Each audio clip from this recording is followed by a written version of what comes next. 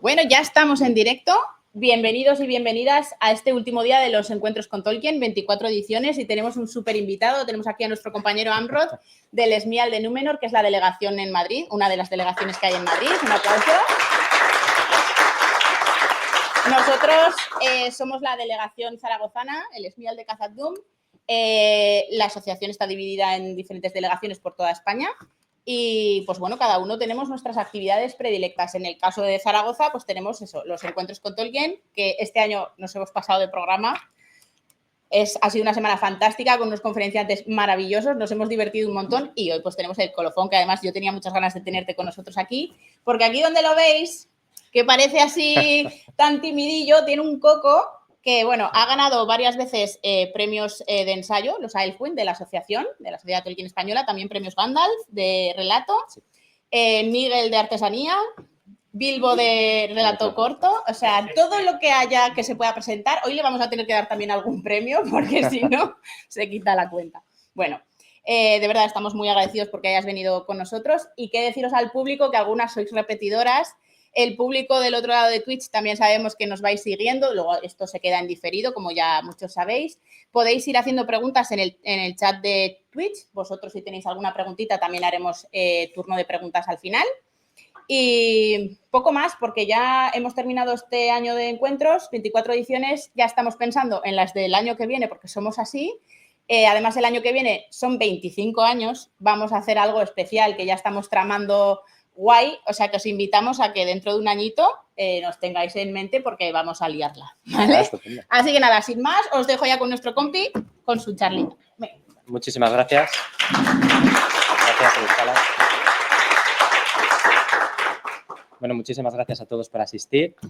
Mi nombre es Mariano Bayón, Amrod Felagund. En primer lugar, quería agradecer al excelentísimo SMIAL de Khazad Dûm, a la Mina del Enano y a sus bellísimos miembros por invitarme a estos encuentros con Tolkien que, bueno, se han convertido en algo tan importante, ¿no?, dentro del ámbito tolkiendil hispanohablante, ¿no? Bien, sin más dilación, no sé si podemos poner la charla. Lo debe poner el compañero de Twitch. Estupendo. El título de la charla de hoy recibe el nombre del ensayo que escribí justo el año pasado, Navegando hacia el oeste imaginado. Y, bueno, pues vamos a comenzar con ello. Veréis que las ilustraciones en la parte baja ha indicado el autor, pero si no se viera bien, luego me podéis preguntar por si tenéis interés en alguno de los ilustradores, ¿vale? Me gusta, bueno, las presentaciones que hago, me gusta añadir siempre un eje cronológico con las principales efemérides, fechas de la vida de Tolkien, ¿no? Lo sitúo en la parte superior de las slides para ayudar a facilitar un contexto histórico. Es importante para enmarcar las distintas líneas de pensamiento que tenía el profesor a lo largo de su vida. Entonces, en la pantalla podéis ver pues, 1892, nacimiento, 1916 y 17, La Gran Guerra, primeras ideas. En el 37, la publicación del Hobbit. En 1954 y 55, la publicación del Señor de los Anillos. En 1973, fallecimiento de J.R.R. Tolkien y, de forma póstuma, en el 77, la publicación del Silmarillion. Bien. Quería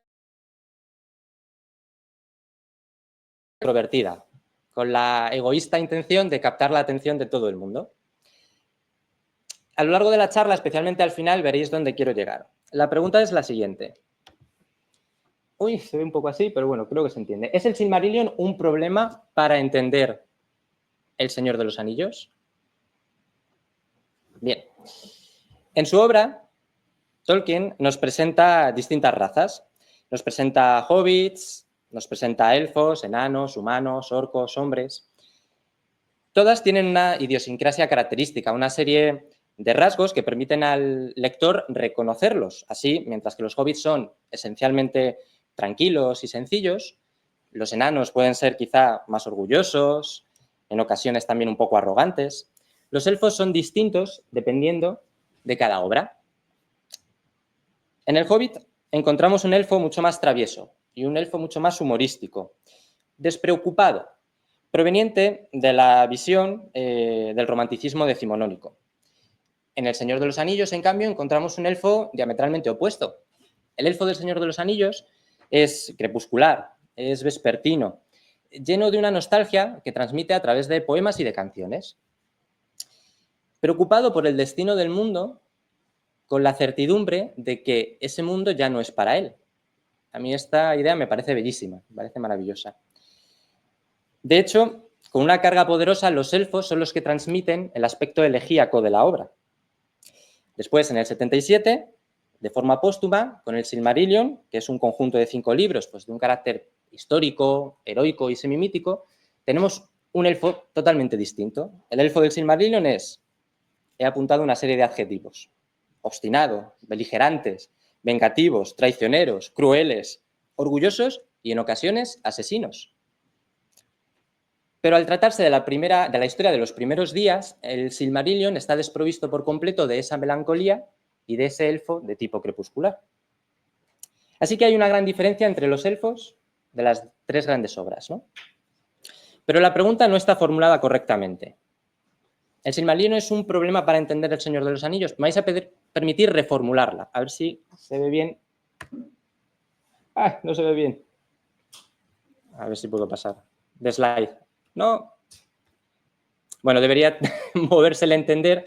Y lo que quiere decir es, ¿el Silmarillion es un problema para sentir El Señor de los Anillos?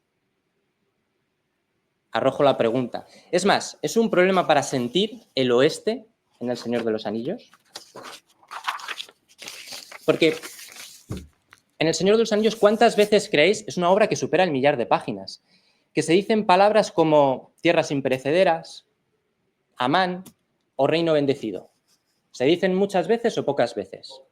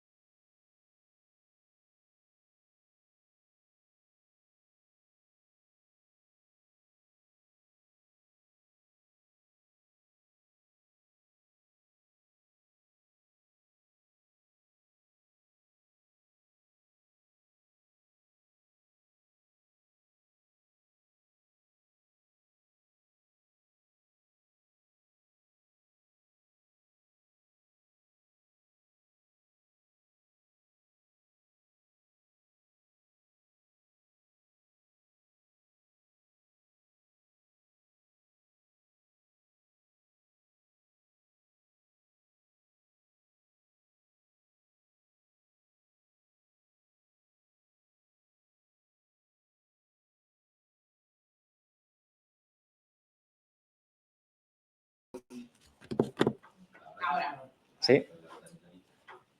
No sé dónde nos hemos quedado, pero bueno, mi público. Sí. ¿Cuántas veces se nombra Valinor? Así es, sí.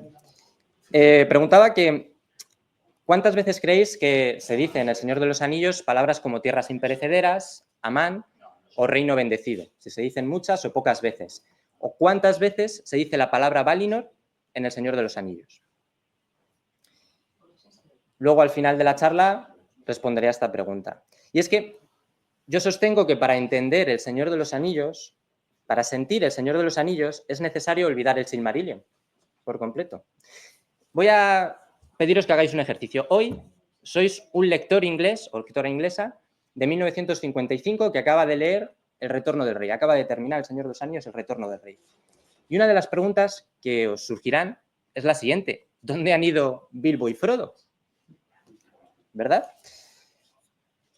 El objetivo de la ponencia será acercarnos a la intención que tenía Tolkien de transmitir el misterio mítico de una tierra lejana, oculta e intocable, utilizando la herramienta narrativa del viaje por el mar, el viaje por el oeste, extraído directamente de las leyendas medievales irlandesas.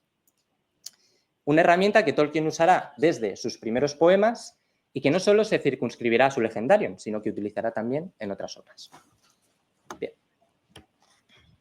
El oeste. Un segundito, Ampro. Claro.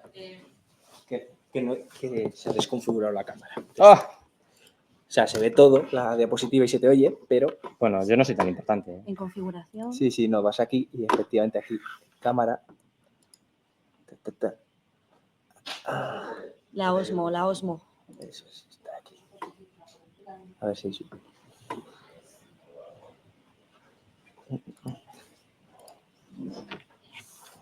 Así estamos dando tiempo para pensar en lo que estáis aprendiendo. Esta es la... No, pero sí, es la cámara. Sí, te lo puedo conectar, ¿eh? Por si acaso. Yo creo que lo mejor es que te tiren y vuelves a entrar y entonces antes de entrar puedes volver a seleccionar la cámara y te ves. Vale. ¿Salgo y vuelvo a entrar? ¿Te acuerdas de cuando empezábamos en Twitch? Sí. Sí, porque ¿Sí? como tú también estabas, pues lo Sí. Y luego esto lo cortamos para YouTube.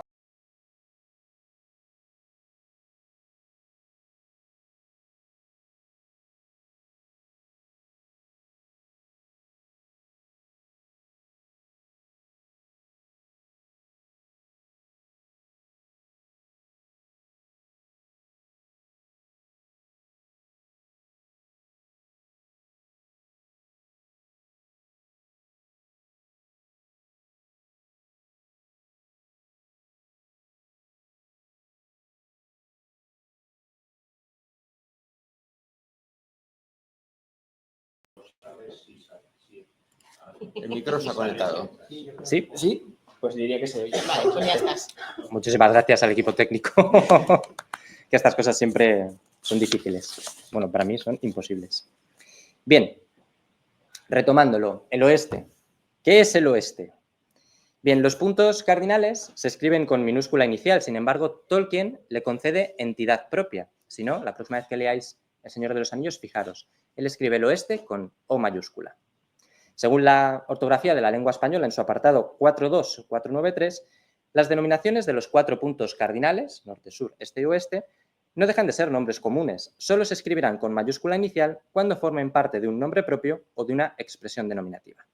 Así que Tolkien le concede entidad propia. Os pediré también que os situéis en la piel de Tolkien, un escritor nacido a finales de 1800 que se propone la complicada tarea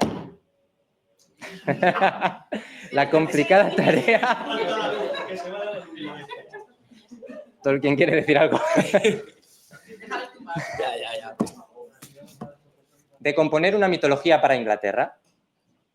Y bueno, pues cuando hablamos de las raíces de Inglaterra, podemos retrotraernos a la huella dejada por los celtas, por los normandos, por los romanos. No obstante, Tolkien era por decisión propia anglosajonista. Según la reputada doctora Dimitra Fimi, Tolkien era un experto en filología anglosajona con un fuerte sentido de la identidad inglesa que, en ocasiones, asociaba con el pasado anglosajón británico. Para Tolkien, los anglosajones eran los verdaderos antepasados de los ingleses y se oponía tanto a la herencia cultural de los celtas como a la de los normandos. Por esta razón, Tolkien rechazó siempre de forma cordial lo procedente de la mitología celta y la literatura medieval irlandesa que deriva de ella.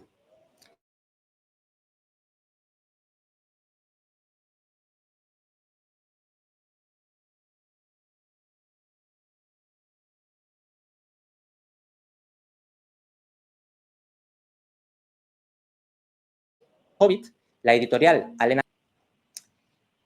Tolkien responderá enviando la balada de Leithian, a la que por entonces se alude como la gesta de Beren y Lúthien. La editorial rechazó el trabajo, subrayando que no le gustaban sus enceguecedores nombres célticos y que tenía algo de la enloquecida belleza de ojos brillantes que deja perplejos a todos los anglosajones delante del arte céltico. Es decir, que al lector inglés de mediados de siglo no le entusiasmaban los textos con reminiscencias celtas.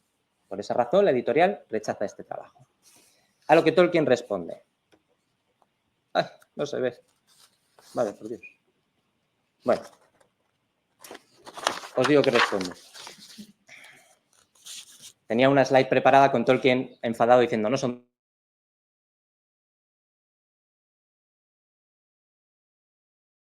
Muchas de ellas en las lenguas originales, irlandés o galés. Y siento por ellas un cierto disgusto, en gran parte por su fundamental sinrazón. Tienen intenso colorido, pero son como una ventana de cristales de colores rota y rehecha sin seguir diseño alguno. No son celtas.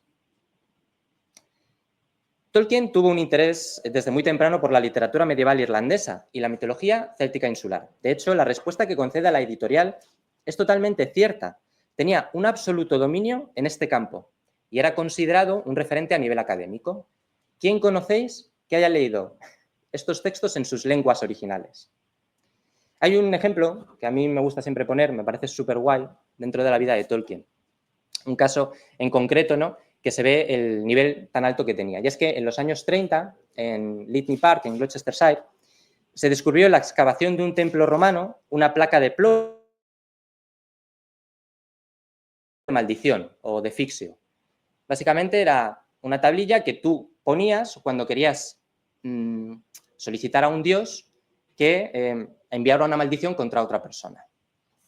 Sir Mortimer Wheeler, el arqueólogo encargado de la excavación, acudió a la Universidad de Oxford para descifrarla, específicamente una palabra que podría determinar el sentido completo del texto.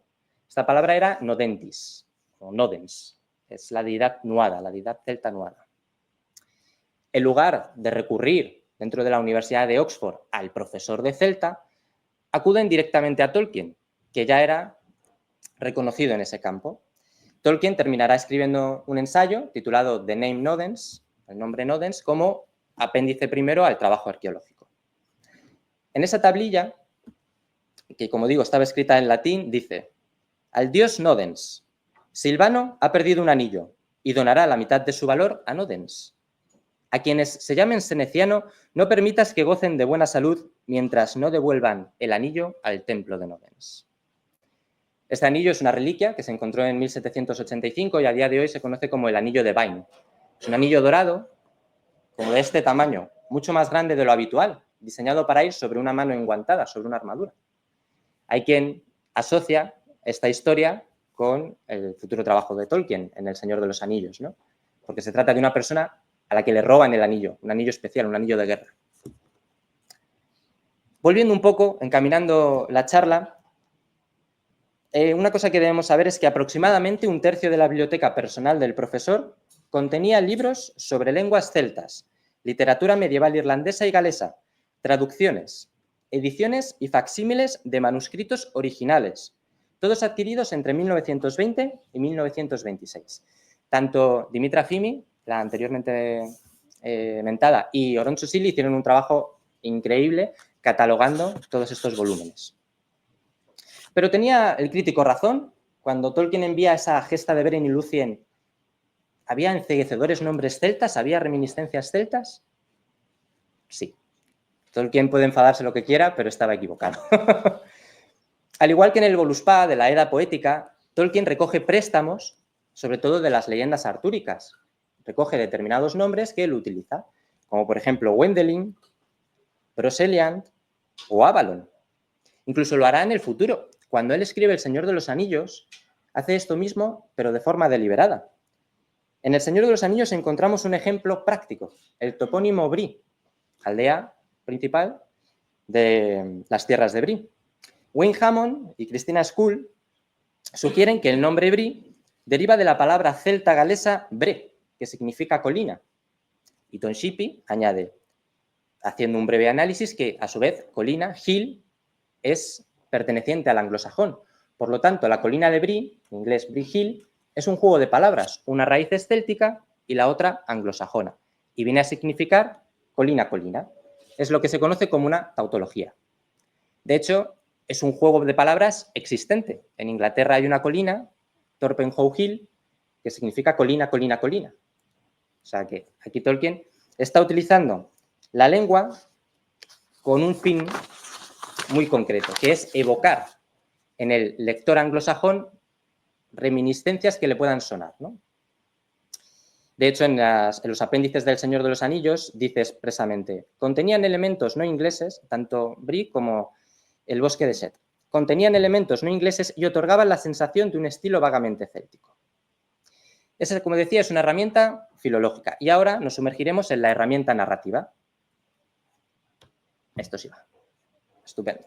El otro mundo. Los primeros poemas. Lo primero que necesitamos saber es qué es un Imran. Por curiosidad, ¿alguien sabe lo que es un Imran? A grosso modo. Más o menos. Bien, estupendo. Alguien ha levantado la mano, lo digo a la gente de Twitch. Un Imran, Imrama en plural, en irlandés antiguo quiere decir remar o viajar, es un género de la literatura medieval irlandesa que trata sobre un viaje marítimo de aventuras, emprendido siempre voluntariamente. Este tipo de historias incluye cuentos fabulosos de héroes celtas que viajan por mar hacia el oeste, siempre hacia el oeste, al otro mundo, donde encuentran desafíos y peligros con elementos míticos o legendarios. O también puede desarrollarse lateralmente como género monástico, con cuentos protagonizados por santos irlandeses que viajan normalmente a islas que luego se han asociado a Groenlandia o Islandia. El objetivo siempre es el mismo, la búsqueda de conocimiento, bendiciones divinas o una comprensión más profunda del mundo. Los Imrama más famosos son el viaje de Maelduin, el viaje de Bran o el viaje de San Brendan, escrito en la Navigatio Santi Brendani, sobre el que Tolkien escribirá después en los papeles del Notion Club, ya lo veremos. Pero hay una característica fundamental y es que el viaje partía siempre desde Irlanda con rumbo hacia el oeste. Allí se extendía el gran mar hasta alcanzar un archipiélago de islas fantásticas. Se decía que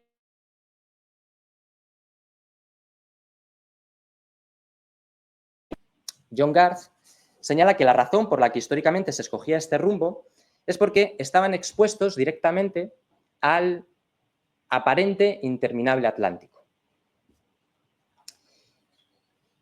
Las islas más importantes, para que las conozcáis, son Imeina Blag, la isla de las manzanas, Tir na Nog, la tierra de la juventud, Magmel, la llanura de la alegría, y High Bresil, la isla afortunada.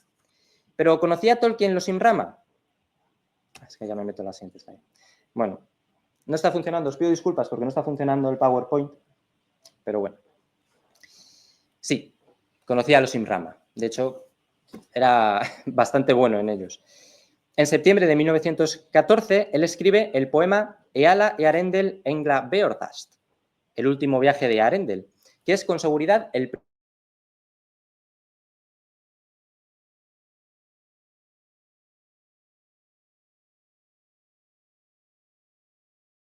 16 y 1910.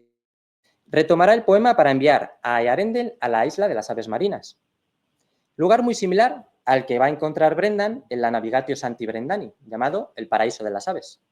Isla de las aves marinas, el paraíso de las aves. Tom Shippey, señala la fascinación que Tolkien tenía en esta época de su vida sobre los países hermosos e inalcanzables allende el océano. En 1915, Tolkien y Earendel divisaron por primera vez las costas de Faerie y el país de los elfos. El poema que tenemos en esta época guarda poca relación con el trabajo final, pero aquí aparecen por primera vez términos como Valinor o Taniquetil. Uno de los poemas más desconocidos que tiene Tolkien es el escrito en 1916 titulado The Happy Mariners, Los felices marineros. Los versos 20 y 21 cantan, la traducción es propia, pido disculpas de antemano: «Oh felices marineros en un largo viaje, hacia esos grandes portales en las costas occidentales». Y después, en los versos 33 y 34, dice: «Seguís a Earendel por el oeste, el brillante marinero hacia las islas benditas». Según Ton Shippey, en El camino de la Tierra Media, en este poema Tolkien se veía a sí mismo mirando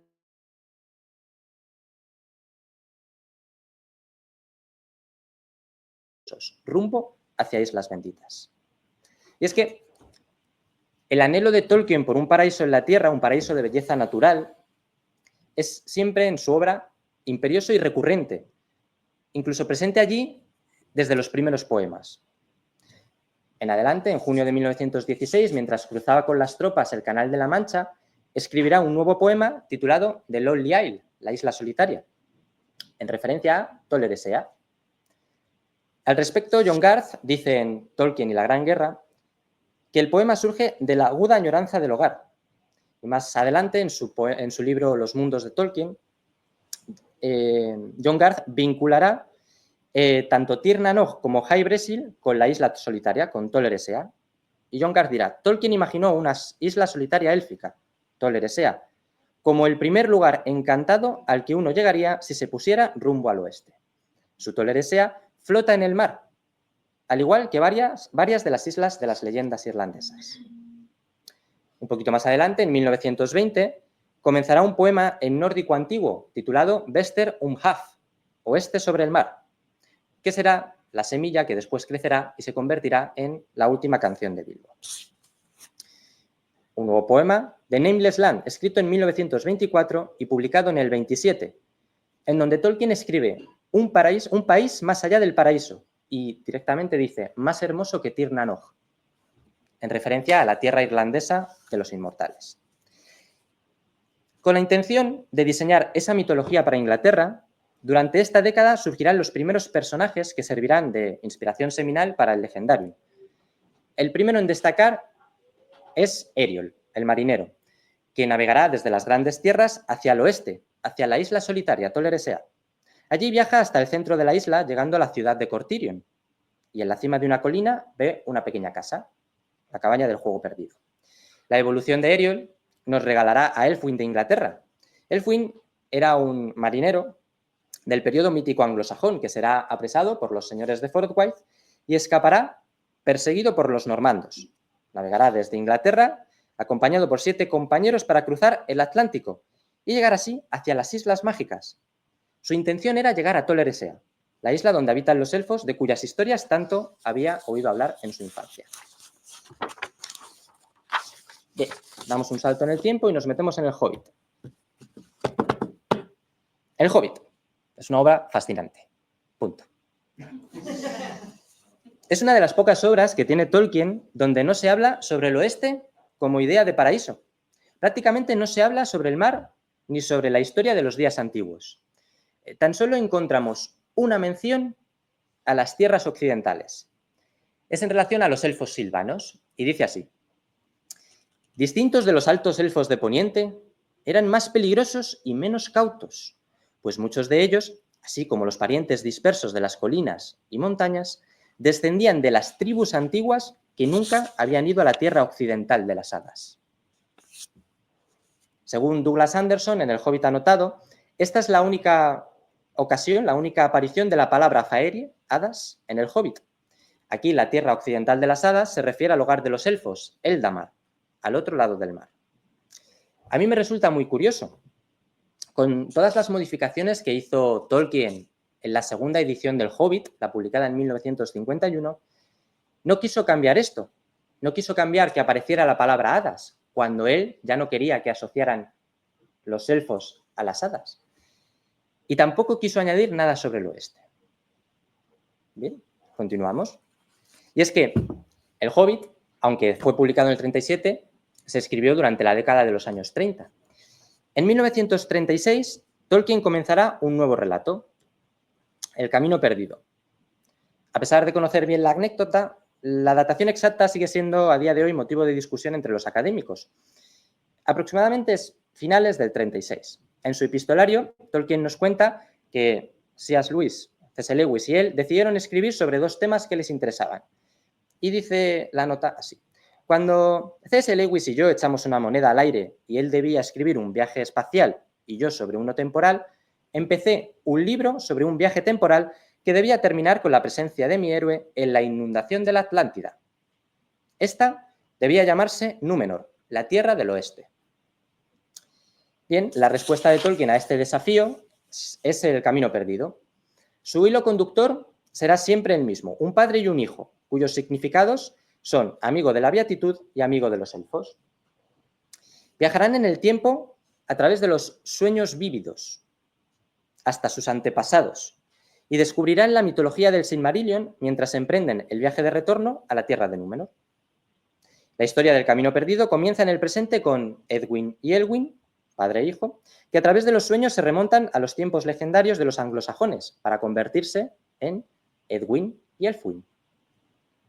A su vez, darán un nuevo salto a través de los sueños hacia el tiempo de los lombardos para convertirse en Audón y Alboin. Y, de forma paralela, Tolkien contará la historia de Númenor a través de los ojos de Amandil y Elendil. Tolkien no completó la historia. Esto es bastante recurrente en él. Empezar, pero nunca acabar. Sin embargo, hizo una estructura aproximada, un esbozo de lo que él preveía. Es que no va a saltar. Bueno, aquí la slide molaba un montón, hacía así, podéis imaginarlo, con todos los capítulos. Lo importante es que el capítulo 3 se llamaba Elfwin y Edwin, la encarnación anglosajona de padre e hijo. Toma ya. El cierzo.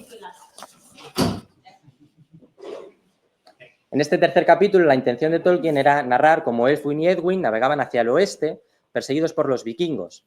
Después iban a llegar a Irlanda, donde conocerían al hombre más viejo del mundo, que les contaría la leyenda irlandesa de los Tuatha de Danann. El hombre más viejo del mundo es una figura de la mitología celta, ¿vale? Según las leyendas celtas, la mitología celta es Tuan MacCarrel, y según las leyendas medievales que tenían toques más religiosos era Fintan, pero es el mismo personaje. Una persona que ha vivido desde siempre en Irlanda.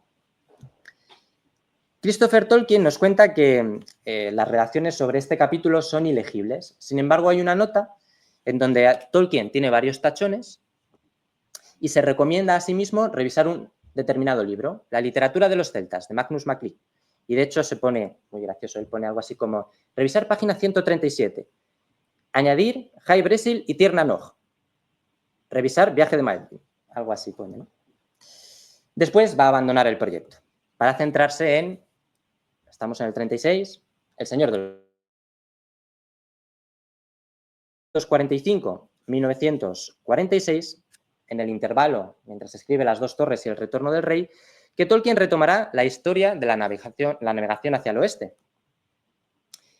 En esta época, Tolkien quiso explorar la lengua e historia de la isla del Don y comenzó a escribir otro relato distinto, también sobre un viaje temporal, posiblemente uno de los más extravagantes que tiene. Se titula Los papeles del Notion Club. Bien, ¿qué son los papeles del Notion Club?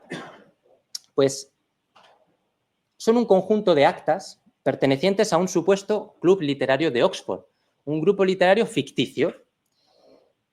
En semejanza a los Inklings, grupo literario al que pertenecía Tolkien, los miembros del club están inspirados directamente en los Inklings. Por ejemplo, Alwyn Arundel Loudan, que sería el protagonista de los papeles del Notion Club, estaría ligeramente inspirado en Hugo Dyson. Wilfrid Trewin también sería otro personaje que luego veremos.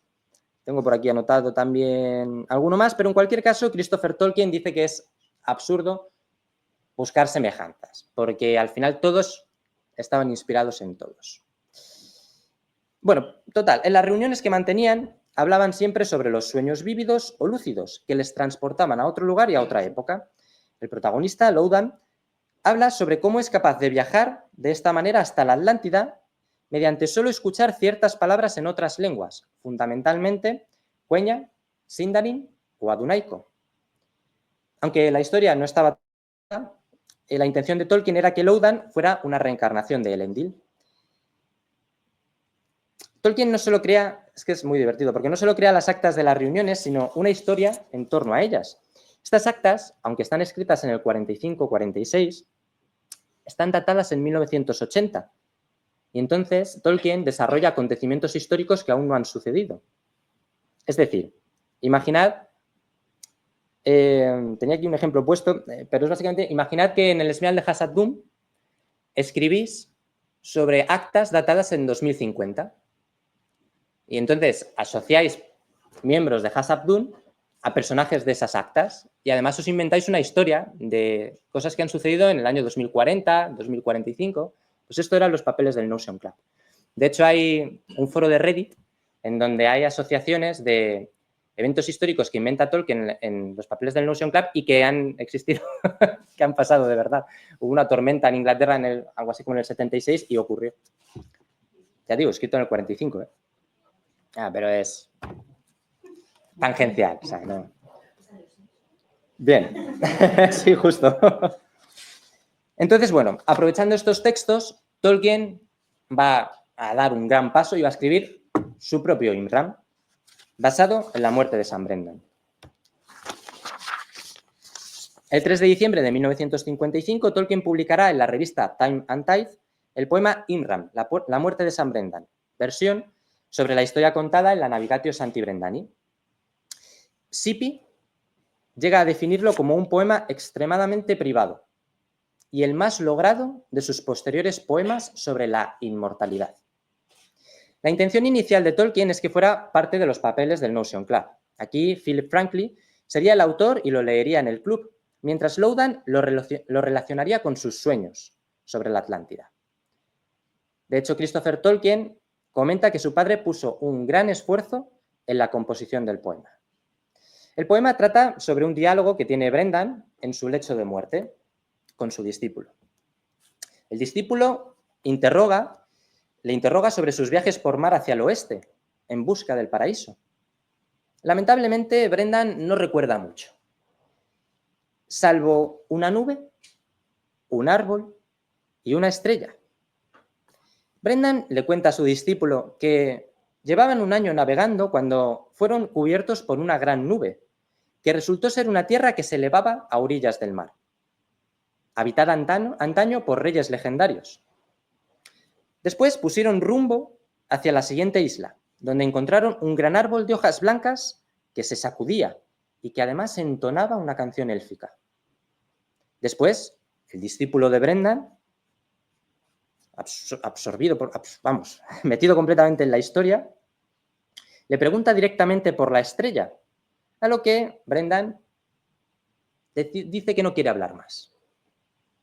Tom Sipi, en su libro J.R.R. Tolkien, autor del siglo, dice: vio una montaña, lo que queda de Númenor, una isla y un árbol, tal vez Tol Eressëa, y una estrella.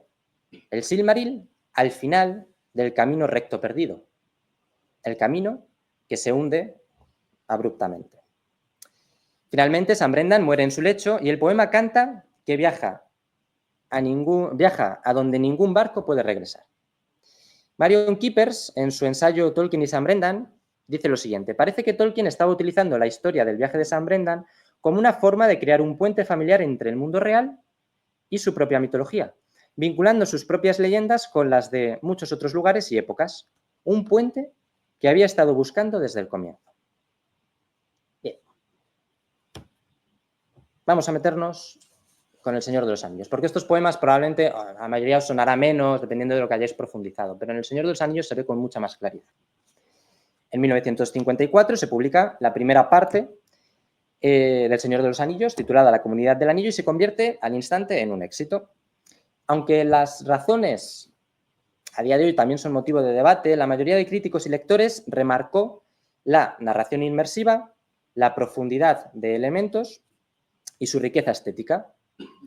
Entonces, en la Comunidad del Anillo hay diferentes párrafos donde se nos nombra al oeste, pero siempre con misterio y siempre con sutileza, al igual que las leyendas medievales irlandesas, donde las islas son un misterio y nadie quiere hablar de ellas. Por ejemplo, en el capítulo La sombra del pasado se menciona por primera vez la marcha de los elfos hacia el oeste, en una conversación entre Sam Gamgee y Ted Arenas. La conversación dice así: he oído decir que los elfos se mudan al oeste. Dicen que van hacia los puertos, más allá de las Torres Blancas. A lo que Sam contesta: navegan, navegan, navegan por el mar. Se van al oeste y nos abandonan. Dijo Sam, canturreando las palabras, sacudiendo la cabeza triste y solemnemente.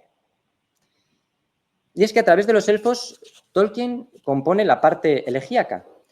El concepto de los elfos, abandonando la Tierra Media, asienta las bases del tono melancólico y crepuscular que Tolkien quiere plasmar a lo largo de la obra. Un capítulo después, Frodo, Pippin y Sam se encuentran con Gildor Inglorion y los elfos del Bosque Cerrado. Ellos cantan a Elbereth y dicen: Blancanieves, Blancanieves, oh dama clara, reina de más allá de los mares del oeste. A lo que Frodo responde: son altos elfos, han nombrado a Elbereth. No sabía que estas gentes magníficas visitaran la comarca. No hay muchos ahora en la Tierra Media, al oeste de las grandes aguas.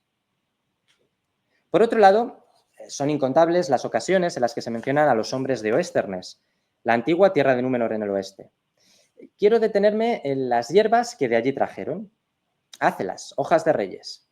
Y dicen lo siguiente sobre ellas: fue una suerte que la haya encontrado, pues es una planta medicinal que los hombres del oeste trajeron a la Tierra Media. Hácelas la llamaron, y ahora solo crece en los sitios donde ellos acamparon o vivieron hace tiempo. Además de tener propiedades preternaturales, las tierras del oeste, ya sea Númenor o Valinor, se remontan en el tiempo hasta las edades legendarias. En el concilio de Elrond se nos dice: allí, en los patios del rey, crecía un árbol blanco, nacido de la semilla del árbol que Isildur había traído cruzando las aguas profundas. Y la semilla de ese árbol había venido de Eresea, y antes aún del extremo oeste, en el día anterior a los días en el que el mundo era joven. Pero sin duda alguna, el personaje que mejor ejemplifica el crepúsculo de los elfos en la Tierra Media es la Dama Galadriel, portadora de uno de los grandes anillos, la mayor de los elfos y la más poderosa. Al superar la tentación del único, nos cuenta que su tiempo ha pasado. He pasado la prueba, me iré empequeñeciendo, marcharé al oeste y continuaré siendo Galadriel. Nadie pregunta en todo El Señor de los Anillos: ¿pero a dónde vais al oeste? ¿No? Es curioso, se da por hecho. En los libros tercero y cuarto, correspondientes al volumen de las dos torres, están centrados en su mayoría en los hombres. Cuando Faramir habla sobre los múltiples nombres de Gandalf, nos cuenta que decía: muchos son mis nombres en numerosos países. Tarkun para los enanos, Olorin era en mi juventud en el oeste que nadie recuerda. Incanos en el sur, Gandalf en el norte, al este nunca voy. Sin embargo, en este volumen se habla a menudo de la isla de Númenor, anegada por la codicia y la soberbia de los antiguos reyes, y de cómo los fieles trajeron de allí la sabiduría y la belleza de antaño. En el Retorno del Rey es donde vamos a encontrar las referencias más elegíacas sobre el oeste.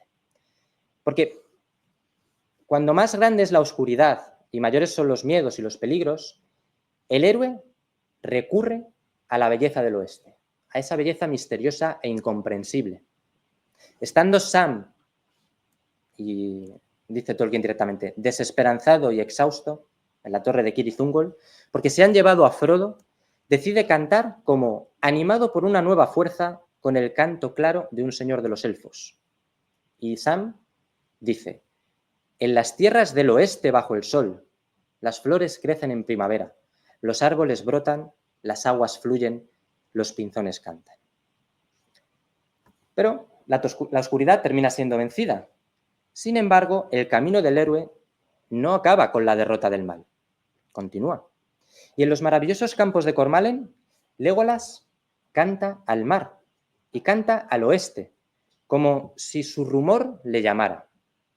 Y Legolas dice, este poema me parece precioso: al mar, claman las gaviotas blancas, El viento sopla y la espuma blanca vuela.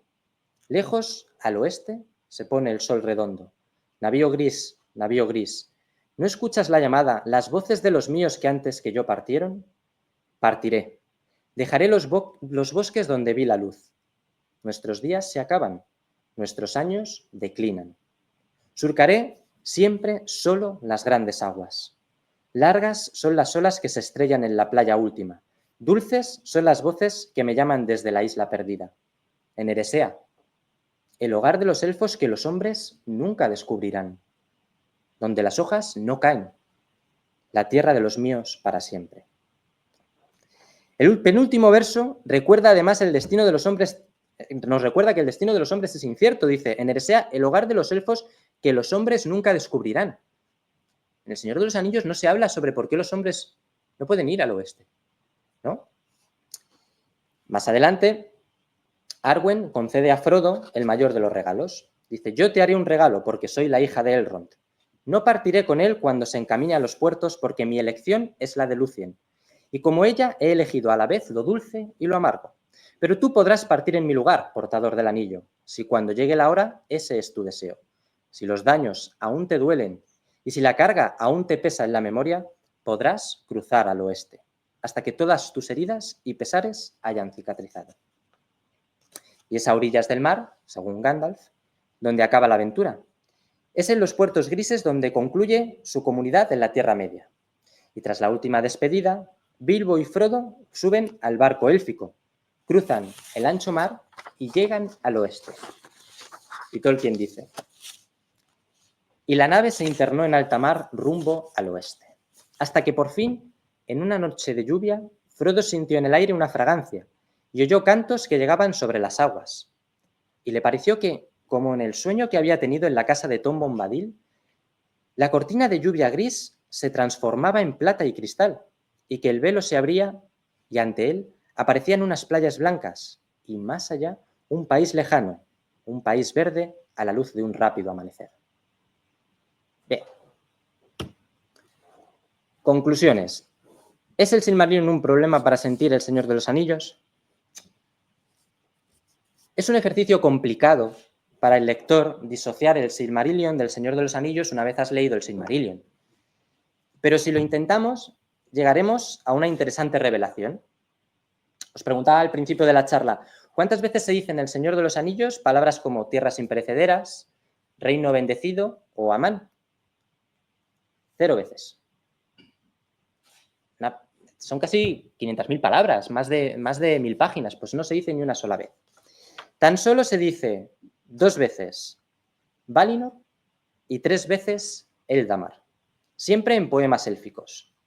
Y es que si disociamos El Señor de los Anillos del Silmarillion, comprobaremos que la Tierra del Oeste es un absoluto misterio, algo que se da por hecho.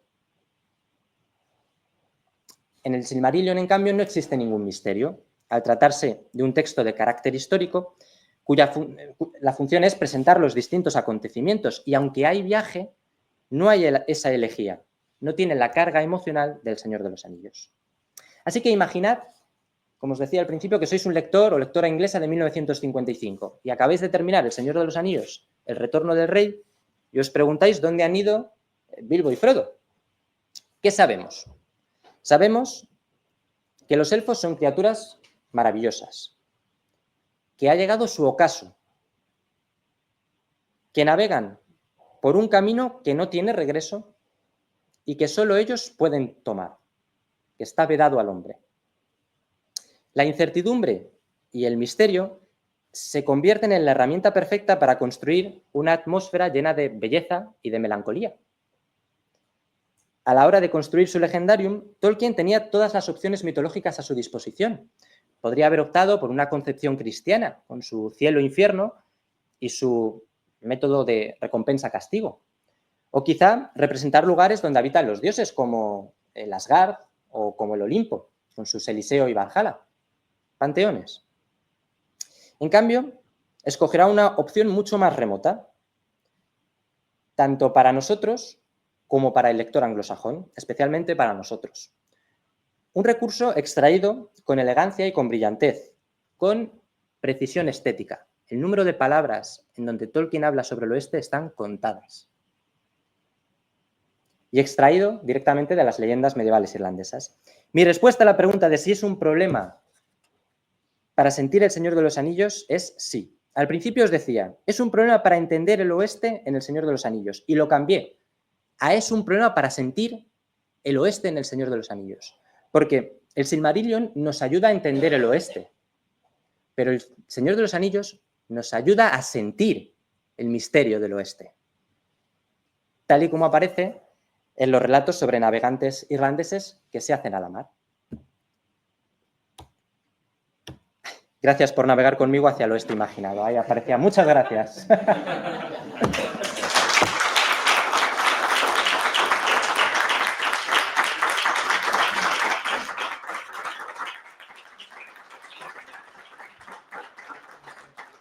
Mil gracias. ¿Qué micro? Ah, tenemos micro. Aquí Vale. vamos. Mil gracias y mil disculpas por todas las cosas que han pasado en este aula esta tarde, porque vamos, esto no estaba preparado. Tenemos Para el hasta recuerdo. tambores de fondo, no sé Totalmente. si las has oído, pero esto es típico de enanos. ¿Alguien en la sala tiene preguntas? Venga, voy. En Twitch también estamos esperando que nos hagan alguna pregunta.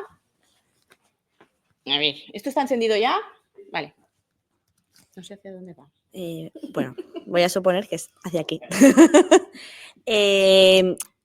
Efectivamente, como bien comentabas, cuando terminas de leer El Señor de los Anillos, antes de los años 50 no tiene una respuesta.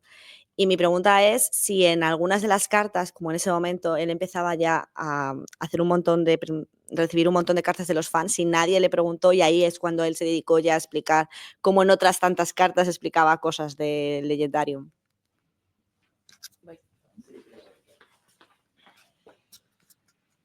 Bien, como bien sabes, Arede, no todas las cartas están publicadas.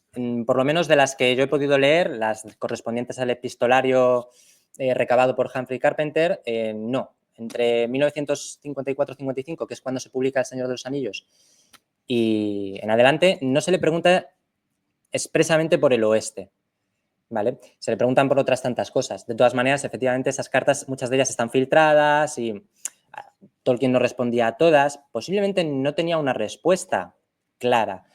Yo lo que sostengo es que él lo que quiere es que haya ese misterio, no quiere responder. Entonces, me pregunto si uno de los problemas que él tenía para terminar el Silmarillion era, me estoy metiendo en un jaleo porque yo no quiero dar respuesta a estas cosas, porque rompe un poco ese misterio, ¿no?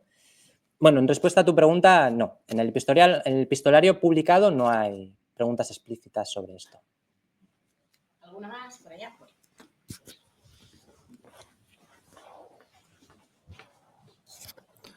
Antes, cuando has empezado diciendo los elfos en cada obra, su diferencia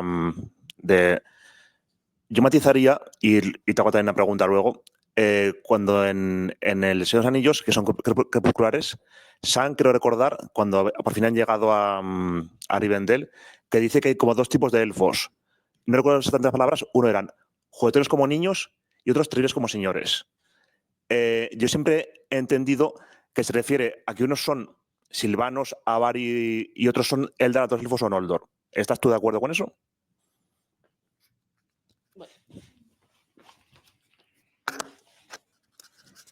Bueno, tendría que ver exactamente qué es lo que dice Sam. En estas cosas lo que yo suelo hacer es recurrir directamente al texto, a ver qué dice exactamente Sam, ¿no? Y luego, pues, mi interpretación... no pasa nada. Pero sí, entiendo por dónde va la pregunta. Sí, es decir, no todos los elfos cumplen esto, porque Legolas, hasta el retorno del rey, no representa ese elfo crepuscular. Legolas es uno más de la comunidad, ¿no? Solo es en el retorno del rey cuando, precisamente en este poema, el de las gaviotas blancas, cuando él siente el rumor del oeste, ¿no? Él siente que le llama el mar, pero no todos cumplen eso. Incluso si te retrotraes un poquito, pues los elfos silvanos, Thranduil, es todo lo contrario, ¿no? Entonces sí, hay distintos elfos, no se cumple con todos. Se cumple, yo creo que con los que más tiempo llevan. Glorfindel tampoco se muestra como especialmente crepuscular, ¿no? Y él, sin embargo, sí ha estado al menos en 2 ocasiones en Valinor, porque es dado a morirse y volver. Claro. Entonces, sí, pues, no se cumplen todos los elfos, hay distintos tipos de elfos. ¿Alguien más? ¿No? Sí. Hola, buenas. A ver, respecto a la pregunta última de si es un problema para sentir el Señor de los Anillos, el Silmarillion. A ver, en una de estas últimas relecturas que estoy haciendo, siempre he tenido esa sensación como que Tolkien está dejando esas miguitas de Silmarillion dentro de, como bien has dicho, en el Hobbit no tanto, pero en el Señor de los Anillos a cascoporro, ¿no? Y entonces, claro, ahora al decir esto, me da la sensación que es todo lo contrario, que Tolkien, y más si miras las fechas, después del Hobbit, presentó algo referente a su legendario, y dijeron, no, esto es demasiado, queremos hobbits. Dice, vale, te presento el Señor de los Anillos, pero ahí va mi legendarium dentro porque yo lo valgo, ¿vale? Entonces, ¿es un problema para sentir? Pues no lo sé, pero creo que Tolkien lo hizo así porque él quería, o no lo sé, ¿cómo lo crees tú? O si crees que esto es así, no sé. Bueno, así lo creo porque por eso he montado la presentación. Pero sí, claro, él, si leéis las cartas, lo veréis. Él tiene intención de, porque junto a la gesta de Beren Lúthien, él presenta otros 2 textos más pertenecientes a su legendarium, textos más serios que están concebidos para conformar esa mitología que él quiere hacer, pero la editorial lo rechaza. Y entonces lo que le piden es directamente una secuela del Hobbit. Cuando él empieza a escribir El Señor de los Anillos, el protagonista es Bilbo. Es una secuela directa del Hobbit. Trabajando sobre esto es cuando él va incluyendo aspectos de su legendarium. Por eso Trancos canta sobre Beren y Lúthien, ¿vale? Es un poema de prácticamente 2 páginas que a día de hoy una editorial te diría, pero esto no tiene relación con el capítulo. Sin embargo, pues Tolkien lo consigue calzar ahí y se lo consiguen aprobar, ¿no? Pues esto pasa continuamente. De hecho, si os fijáis en las fechas, por eso quería darle importancia al eje cronológico que hay en la parte de arriba, él, entre el intervalo de las 2 torres y el retorno del rey, retoma las historias del Camino Perdido, porque es en las 2 torres cuando empieza a profundizar con Faramir y los hombres de Ithilien y Númenor. Entonces él empieza a trabajar sobre el oeste y es cuando dice, bueno, pues voy a hacer los papeles del Nusion Club. Y sigue en los papeles del Nusion Club, no lo he comentado porque la charla es cuando más trabaja el Adunaico, la lengua de Númenor. Del Adunaico tenemos muy poco, pero porque él estaba trabajando para incluir en las 2 torres parte de ese legendarium, ¿no? El calzado también. Entonces, sí. ¿Es un problema? A ver, es ese matiz de entender y sentir El Señor de los Anillos. Es en concreto el oeste. Cuando tú has leído el Silmarillion y ya sabes lo que es Valinor y sabes por qué los elfos tienen que marcharse, cuando has leído sobre la maldición de Mandos, entonces pierde, ¿no? Pierde esa esencia. Yo me imagino un lector de 1955 gritando al libro, ¿por qué nadie está preguntando dónde van los elfos?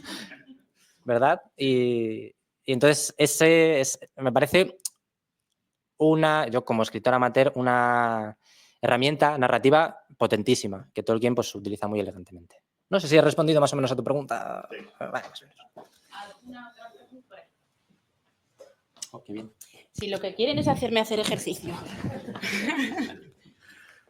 Bueno, en primer lugar, muchas gracias por la charla. Entiendo perfectamente lo que dices y además lo comparto. Yo siempre realmente nunca lo había pensado así, pero lo asocio un poco a que el Silmarillion es elfocéntrico, ¿no? Y el Señor de los Anillos es hobbitcéntrico o antropocéntrico, más hobbitcéntrico, ¿no?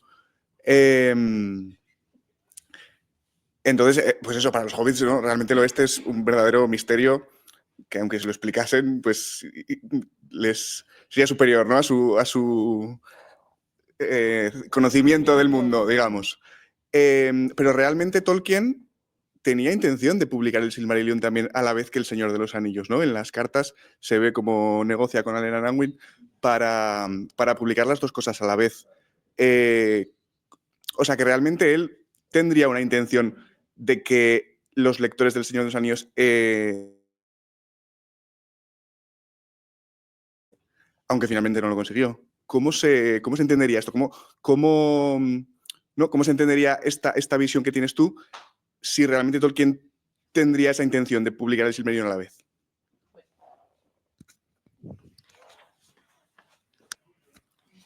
Muy buena pregunta.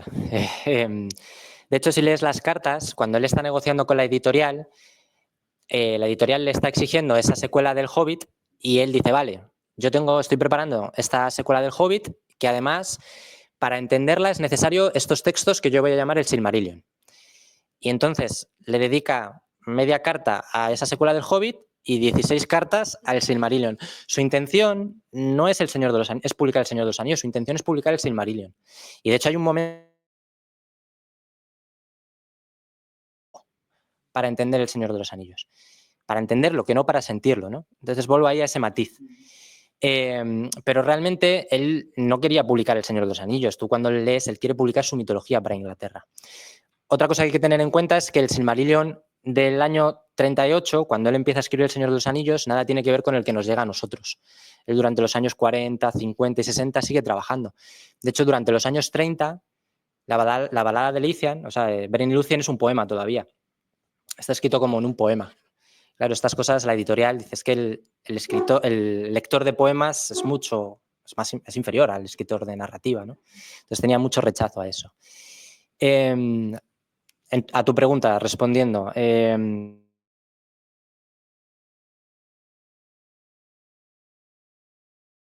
Los anillos, pero sabiendo ya que no va a poder publicar el Silmarillion. Y por eso hay muchas más referencias al oeste al final de la obra que al principio. Al principio hay muy pocas. En la Comunidad del Anillo también es más hobbítica y, como tú dices, los hobbits no saben mucho. Solo saben que van a Mithlond, que van a los puertos grises y que no vuelven, ¿no? Pero también porque tienen Mithlond cerca. Entonces yo creo que esa sería la respuesta. De todas maneras es imposible saber qué le pasaba por la cabeza a Tolkien, ¿no? Sí. ¿No? Creo que en Twitch tampoco, ¿no? Vale. Pues nada, creo que ha sido una charla increíble. No esperaba menos de ti. Muchísimas gracias, de verdad. Y vuestras preguntas también súper interesantes, todo hay que decirlo. Muchísimas gracias por venir. Han sido unos encuentros maravillosísimos. Y el año que viene, pues eso, amenazamos con volver. Con volver por lo alto. Tú ya sabes que estás invitado, esta es tu casa para cuando quieras. Súper cómodo. Me alegro. Y nada, vamos a hacer ahora el sorteito de los libros de Minotauro fuera de cámara. A vosotros que estáis ahí al otro lado, muchísimas gracias también por vernos y pues nos vemos prontito. Un aplauso para nuestro compañero Ambrose.